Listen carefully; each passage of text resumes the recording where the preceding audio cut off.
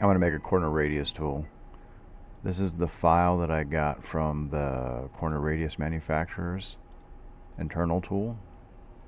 It's pretty easy. Let's get into it. Let's start by creating a new component.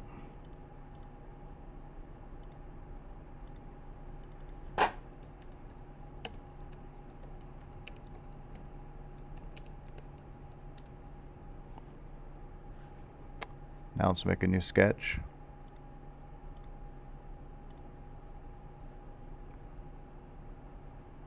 Let's just project the profiles that we need.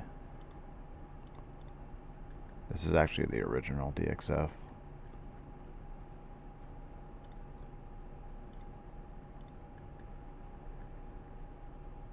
We need that, we need that. We need this line here. Let's hit OK. Let's turn off the original DXF import. Now let's fix this a little bit. Let's make a line right here. We'll make another line from here to here. And then we'll delete this line because we don't need that in our sketch profile.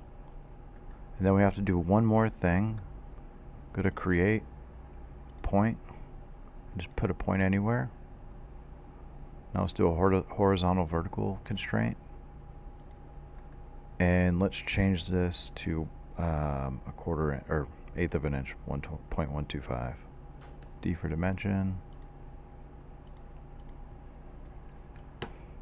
That's going to be our compensation point because they put these little tapers on these corner radius tools. We need to have the compensation point where it's going to be a true 0.125. That looks like we got everything we need. Let's finish sketch. Let's go into manufacturing. We'll go to manage, form mill. So we want this to be our tool profile. We want this to be our tool axis, and we need to flip that so that's pointing down, so flip axis. And then for our compensation point, it's going to be that little point we added right there. Okay, and it looks like we're done with making the form mill, but we got to do a little bit more work. So go into your tool library. Okay, and here we need to edit the tool. So right mouse button click and edit. I like to give it a name.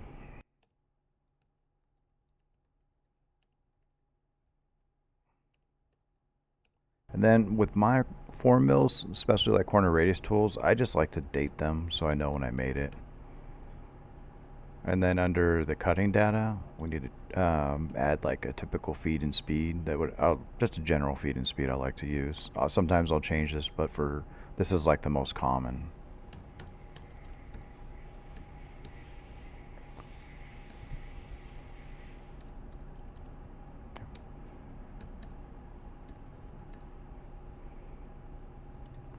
Set it to flood.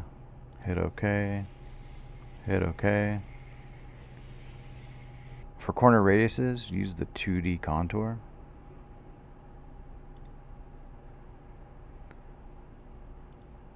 Let's select our tool.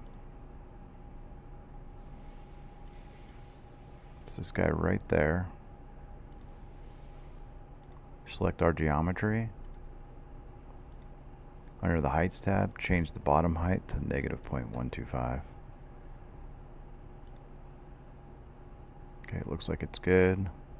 Let me actually delete this one. This one was from something earlier. Let's simulate.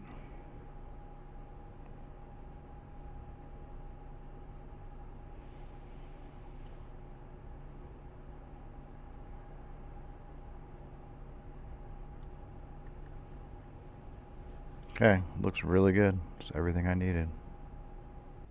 Once I confirm that the corner radius tool is going to work, I'm going to go back into the program and I'm going to add cutter compensation. It makes it a lot easier to adjust the corner radius tool at the machine. You always want to add some finishing overlap. It really smooths out the start and stop points on the corner radius tools. Under linking, every once in a while I'll add preferred lead-in position. Sometimes the lead-in and lead-outs leave a mark and you have to change where it starts.